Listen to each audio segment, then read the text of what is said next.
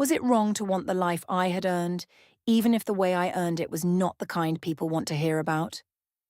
I had spent 6 years at property industry events, charity dinners, and networking receptions watching other women perform the same calculation I was performing, and the only difference between us was that they never said it out loud.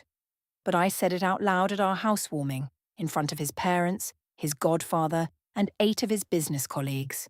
And the moment the sentence left my mouth, I watched his face go completely white.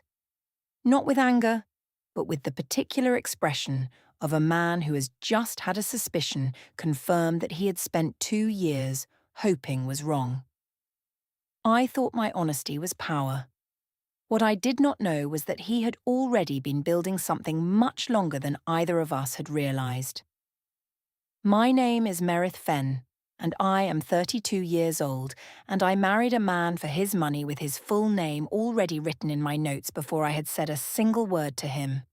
And the reason I am telling you this now is that everything I used to find him was eventually turned around and used to finish me.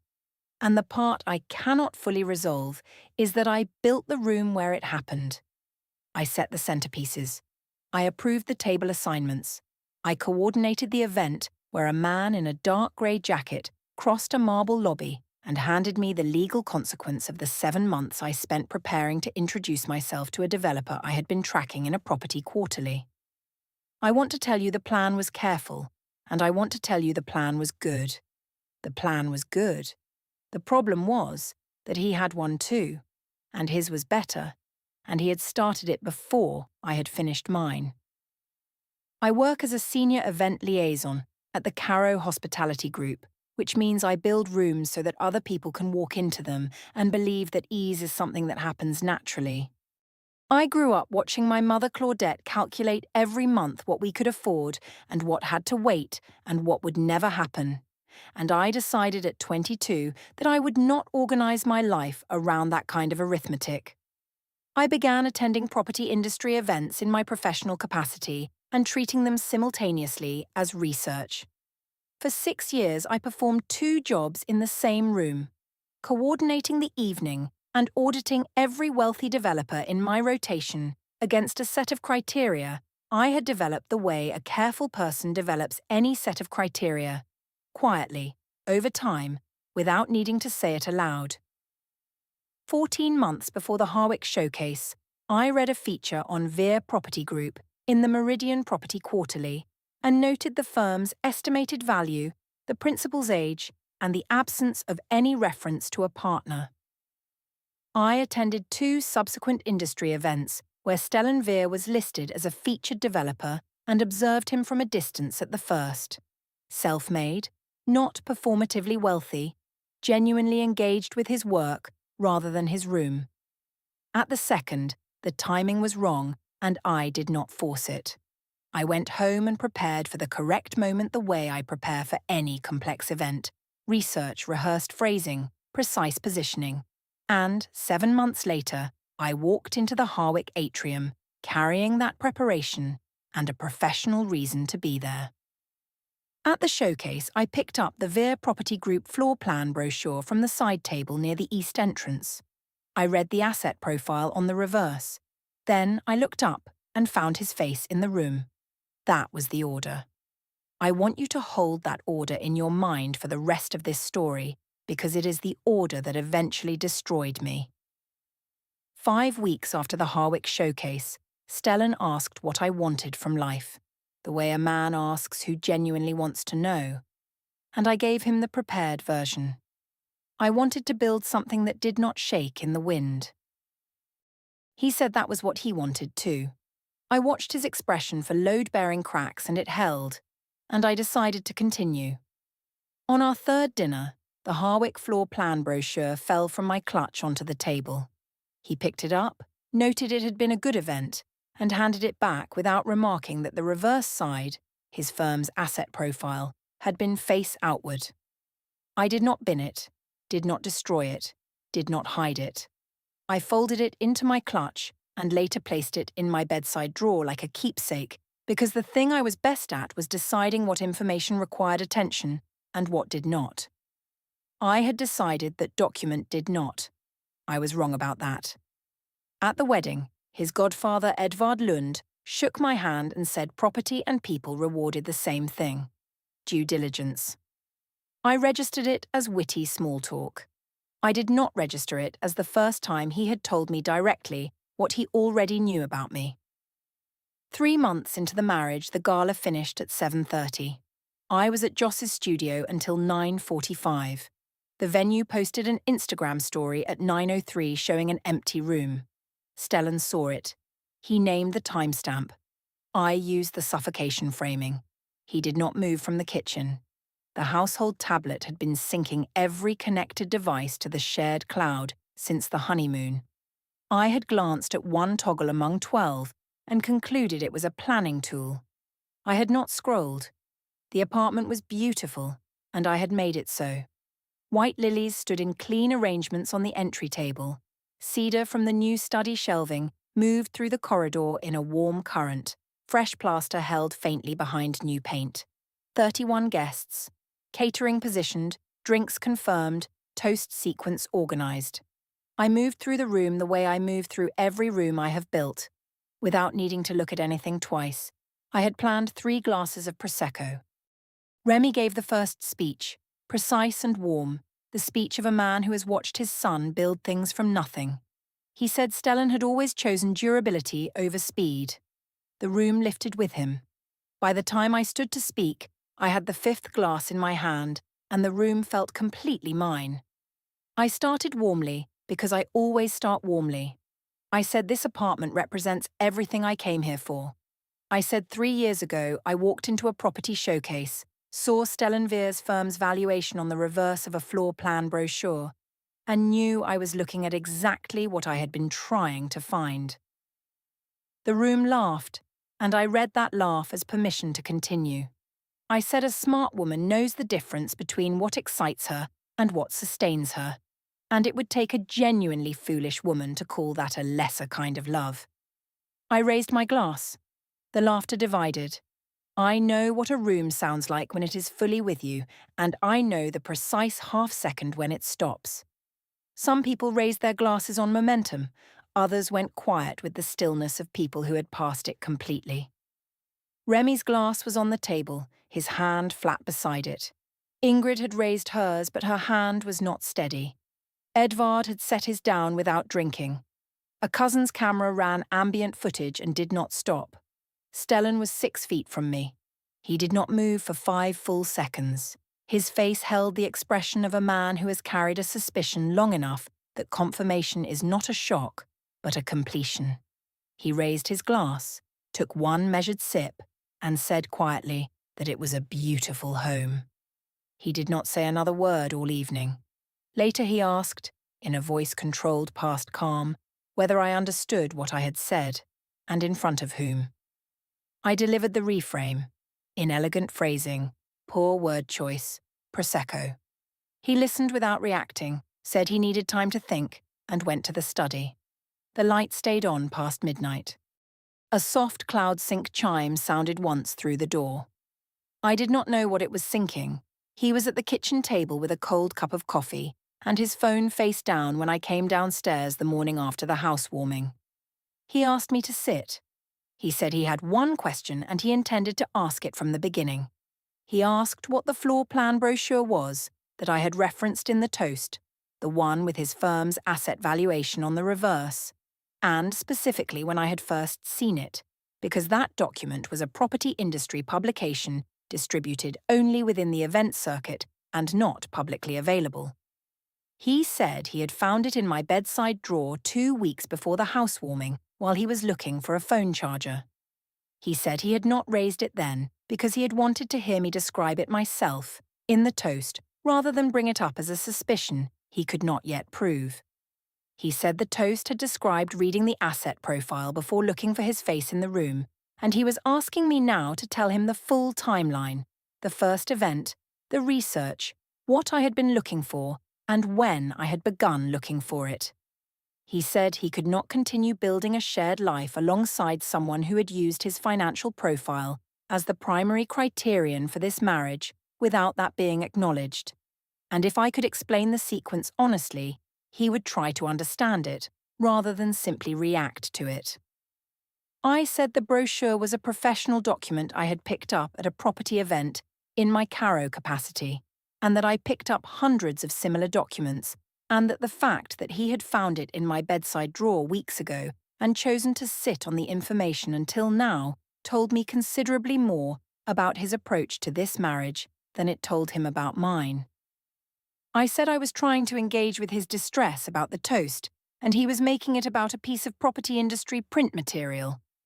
He looked at me for a moment, not with hurt and not with anger, but with the quiet attention of someone who has just received a piece of information they will be using later, and said he would ask the question differently, later. He asked it differently 5 days later, in the car, driving home from Sunday dinner at his parents' house on Caldwell Street.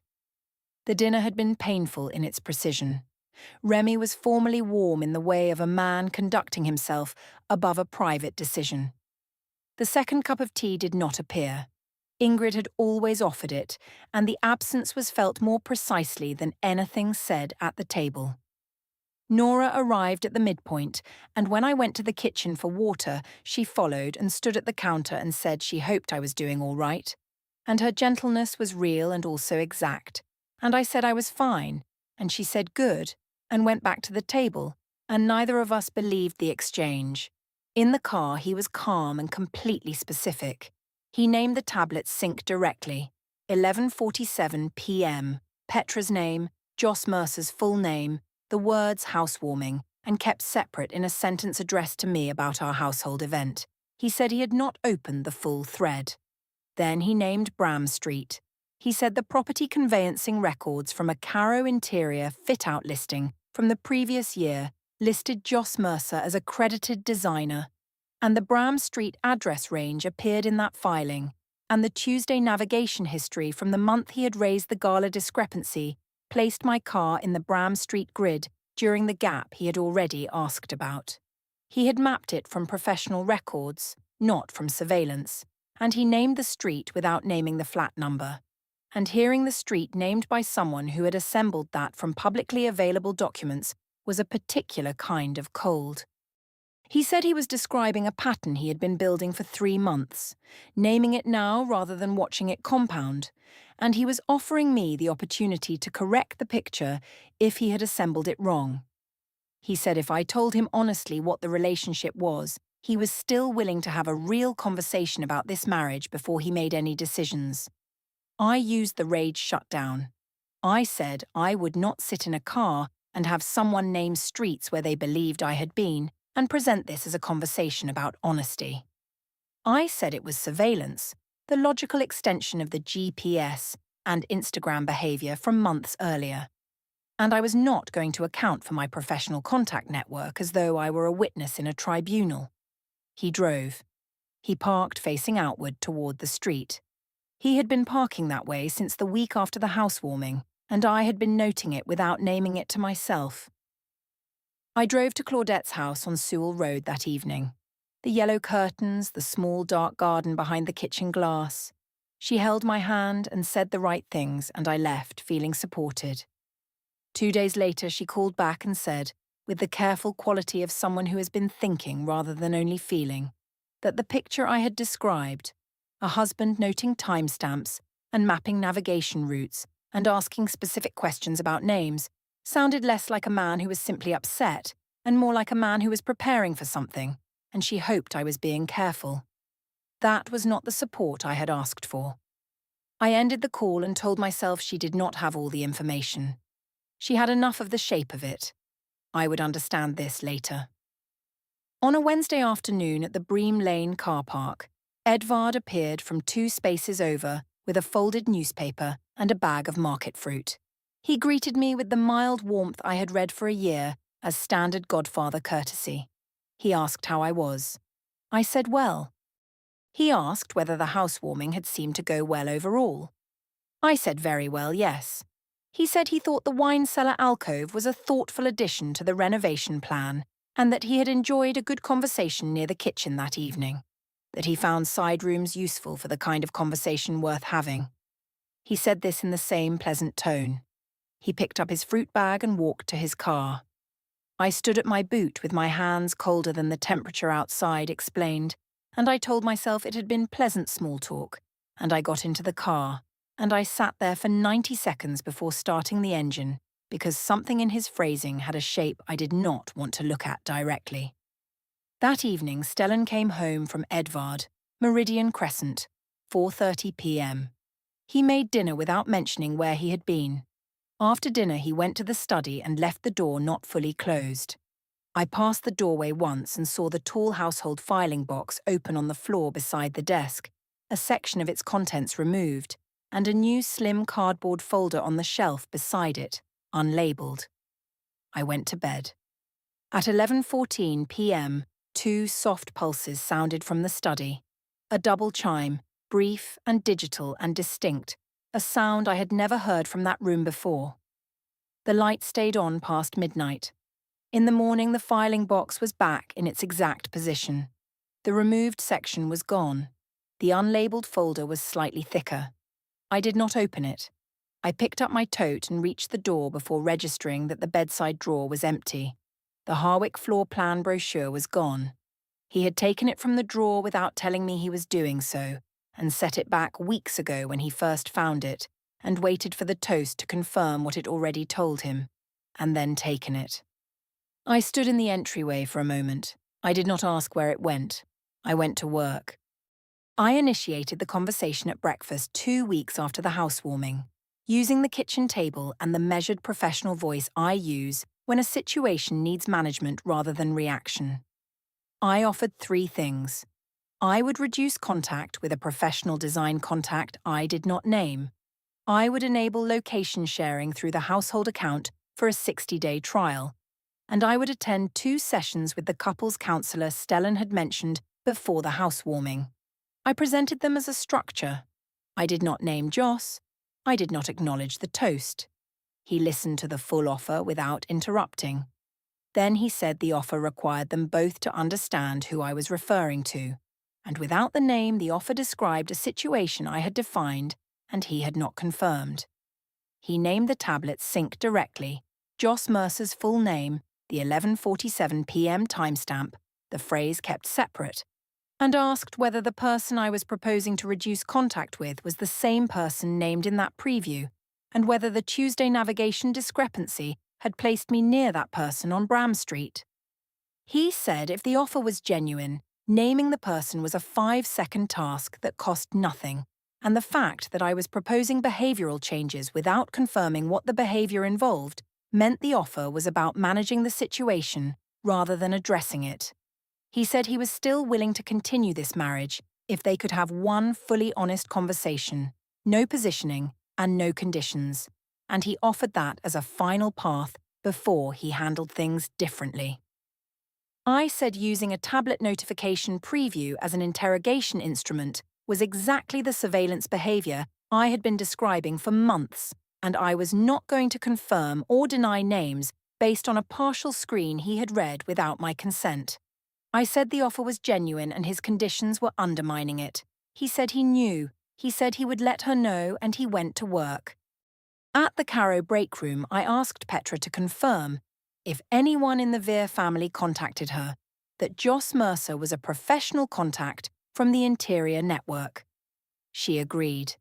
Then she was quiet for a beat longer than usual and said it sounded like he already had the answer and was giving me the opportunity to provide it, which was different from not knowing it. I said he could not prove what he could not prove. She nodded. 2 days later, Nora Veer called the Caro reception line about a corporate event booking. Petra took the call. She was professionally helpful, and she did not lie, and she did not tell the truth explicitly, and when she hung up, she sat for a moment before going back to her desk. Nora had what she needed. On Wednesday afternoon, I went to Joss's studio. The resin printer was running in the back room, and I assumed he was alone. I did not check the kitchen. The kitchen door was ajar. I told Joss in the organised, even voice I use for complex logistics that I had reviewed the prenuptial agreement I signed before the wedding. I had not read it carefully when I signed. A colleague I relied on for event contract review had told me that prenuptial agreements for marriages of this type were standard mutual protection instruments, and I had skimmed the dissolution clause without reaching the specific asset threshold subsections before Stellan asked, across a restaurant table, whether I was comfortable, and I had said yes, I trusted him, and we had moved on. I had been telling myself for 2 years that the terms were manageable because I had never read the terms that weren't. I told Joss I intended to be strategic about the divorce timing. I said the prenup limited my direct claim on business assets, but the renovation coordination I had managed constituted a marital contribution the court would need to consider. I said I did not intend to leave with nothing.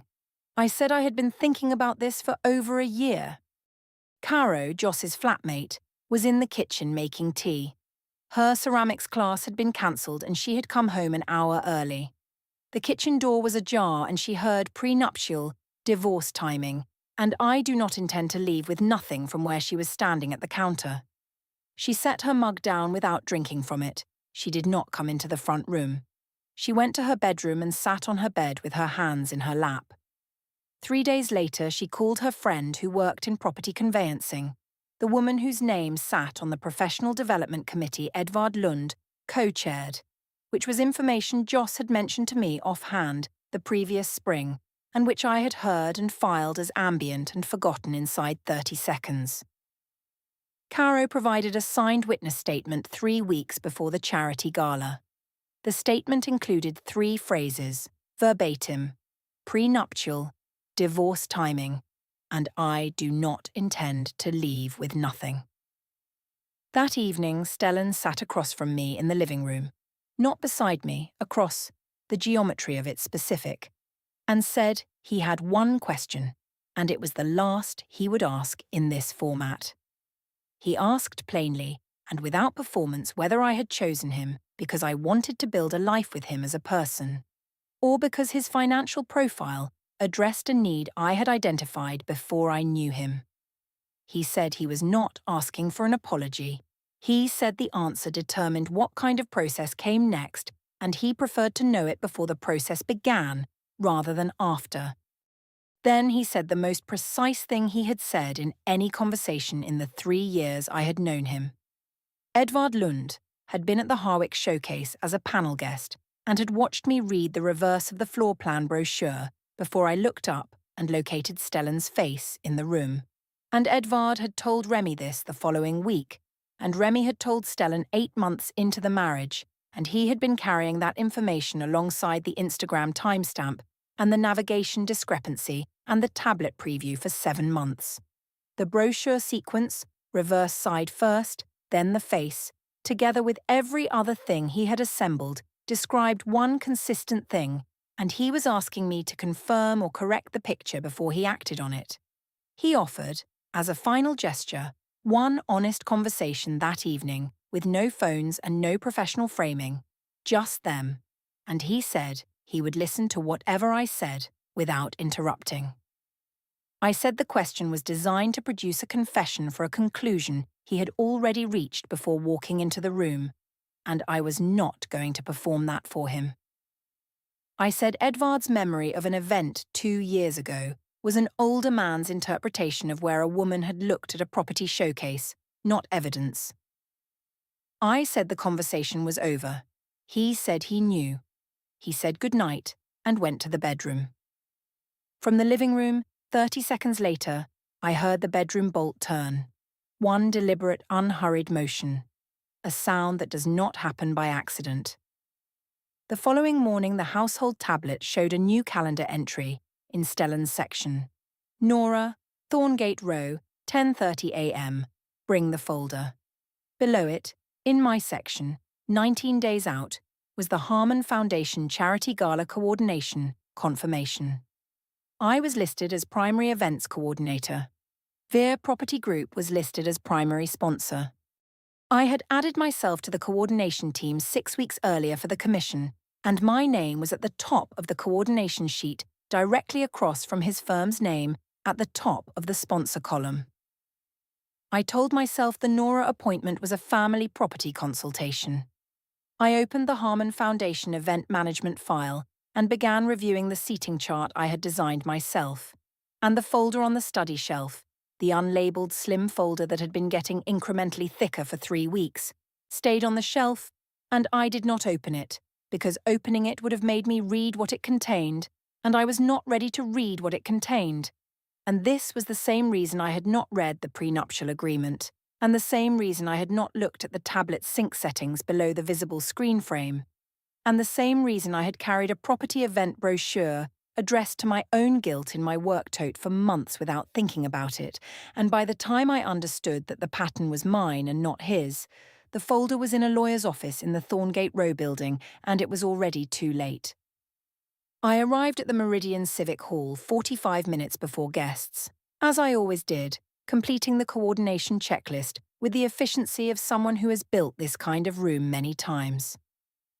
I had approved the white lily arrangement, the table assignments, the speaker sequence, and the dessert station positioning. The floor had been waxed with a citrus product, and the scent was clean and pale under the lily fragrance. The room was exactly what I had designed it to be. I moved through it without needing to look at anything twice. Stellan arrived with Remy and Ingrid at the formal opening. He acknowledged me at the check-in table with a nod containing only recognition. Remy said hello with the warmth that had a decision behind it, the warmth of a man who has already done what needed doing and is now simply present. Ingrid's expression gave almost nothing, and then for less than 1 second it gave what might have been grief, not anger, grief, before it closed again. Edvard arrived with 2 property colleagues and asked, with the mild warmth of the Bream Lane car park and the housewarming kitchen and every other moment of mild warmth I had consistently misread as small talk, how I was. I said well. He said good and moved to the sponsor table. An hour into the formal dinner service, a man in a dark grey jacket crossed the Civic Hall lobby toward the event management station where I was confirming the dessert sequence timing with the catering manager. He asked for me by full legal name. I confirmed it automatically, the way I had confirmed my name to caterers and suppliers all evening. He placed a sealed envelope and a stapled document set on the counter and stated that I had been served with a formal divorce petition filed in family court, invoking the prenuptial agreement signed before the marriage, with temporary financial protection orders already registered and a motion for exclusive apartment possession attached. He noted the time on a pad and stepped back. The catering manager stepped back with the precise non-engagement of a professional. 2 guests at the nearest table registered the shift. I stepped to the east wall and opened the envelope. Page 2 was the asset schedule. Page 3 was the evidence attachment summary. The Harwick Property Group Showcase Event, guest register. Edvard Lund's signed witness statement. Mads Søren's written statement. The housewarming video extract, 12 minutes, a cousin's personal camera, capturing the full toast in my voice. The household cloud sync log, time-stamped 11:47 p.m., containing Joss Mercer's full name. And then the last item. Caro Ives, signed witness statement, including 3 phrases heard from the kitchen on a Wednesday afternoon. 3 phrases I had spoken in a room I believed was empty. My hands stopped. Not shaking, stopped, the way a body stops when it understands something that the mind has not yet completed processing. Caro Ives. A woman I had never been in a room with. A woman who had been in a kitchen I had not looked toward. Making tea she never drank, listening to me describe my own plan in the organised, even voice I use for complex logistics. 3 seconds passed in which I could not locate a professional register to move into. 3 seconds of standing at a Civic Hall east wall with a document in my hands and no available frame to put around what I was reading, because there was no professional frame for this. The room I had designed was on the other side of the wall. The citrus wax scent was coming through the air. I could hear the dessert station being arranged on schedule. I picked up the clipboard. I went back to the catering manager and said everything was on schedule. My voice was level. Hers said yes, of course, and I walked to the sponsors table. Stellan saw me before I reached him. He did not stand. He said everything would come through the solicitor, and the response deadline was on the cover page, and he said it at a volume suited only to his immediate table, and then he picked up his dinner fork and returned to his meal. I was no longer standing at the table. I walked to the marble lobby of the Meridian Civic Hall. What I believed had given me power was the calculation, the floor plan brochure, the 7 months of preparation, the correctly timed question at the Harwick model table, the performance of warmth I had sustained longer and better than most people could. I had believed that organising your interest clearly and pursuing it methodically was equivalent to being strategic in a professional context. Measurable, repeatable, protected against the weather of other people's feelings. What I understood now, standing on the marble floor with the acoustics carrying the sound of my heels stopping for 3 seconds before going quiet, was that the man I had selected for his structural discipline had applied that discipline to me, with more patience, with better documentation, and under terms that were already in place before I had finished my approach at the Harwick atrium. He had not been silent. He had been building. The prenuptial agreement was the floor plan I had refused to look at. I had chosen him for what he had built. He had built something I had not accounted for, and I was standing outside it. I called Joss from the lobby. Voicemail. Again. Voicemail. A third time. The voicemail was full, and I stood in the marble lobby holding the phone at my ear, listening to a full voicemail box, and above the citrus wax and the distant sound of the gala dessert service I could smell, very faintly, white lilies. The same flowers I had ordered, from the same florist connection I had used, in the room behind me that I would not be coordinating next year. Closure snapshot. The joint account protection order was effective at 6:30 the following morning, and my card declined at the pharmacy at 9, and I stood at the counter and said there must be an error, and there was no error. The prenuptial terms held at every point. No equity in the apartment, purchased exclusively with his capital. No claim on the firm, built before the marriage. No spousal support against a threshold my professional income could not satisfy, which my professional income had always been my evidence that I was not in need of protecting. The Harmon Foundation retained a different coordinator for the following year's gala, citing a scheduling conflict, and the commission was not paid because the contract had named me as a Caro representative rather than an independent contractor, and the Caro had other needs. Petra texted once. I replied with one word and she did not text again. Joss answered 12 days after the gala service with 2 sentences, stepping back from personal arrangements, wishing me well. The short-let room I moved into while the apartment possession was resolved had a window facing a street I did not know the name of, and I sat at that window on the 13th evening and called Joss one final time, and the voicemail was still full, and I held the phone at my ear in a room I did not choose on a street I did not know, listening to the electronic nothing of a full voicemail box, and what I kept returning to was not the gala, not the papers, not Edvard's untouched glass of water sitting on the kitchen counter while I asked Petra to cover for me in what I believed was a private room.